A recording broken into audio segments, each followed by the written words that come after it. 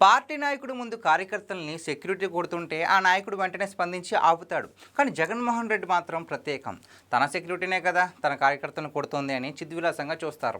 ఇప్పుడు అనంతపురంలో కూడా ఇదే జరిగింది. జగన్మోహన్ రెడ్డికి ఇటీవల ఆత్మ అన్యూనత ఎక్కువైపోయింది. అన్న పెళ్లికి వస్తున్నాడు, జన సమీకరణ చేయండి అని పార్టీ నేతలకు సమాచారం ఇస్తారు.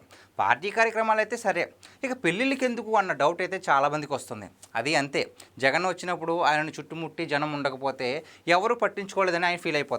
అందుకే జన సమీకరణ చేస్తున్నారు. అలా వచ్చిన వారు జగన్ దగ్గరకు వస్తే కొట్టేందుకు ఇప్పుడు సెక్యూరిటీని కూడా పెట్టుకున్నారు. అనంతపురం పెళ్లికి వెళ్తే ప్రైవేట్ సెక్యూరిటీ రోప్ పార్టీగా ఉన్నారు.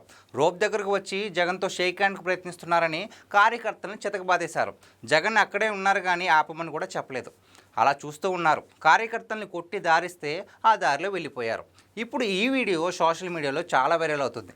కానీ తన కోసం పెద్ద ఎత్తున జనం వచ్చారని ఫోటోలు మాత్రం సోషల్ మీడియాలో చూపించుకుంటున్నారు. మోకాళ్ళ దండాలు పెట్టే వాళ్ళు ఉన్నారని ఫోటోలు తీయించుకున్నారు.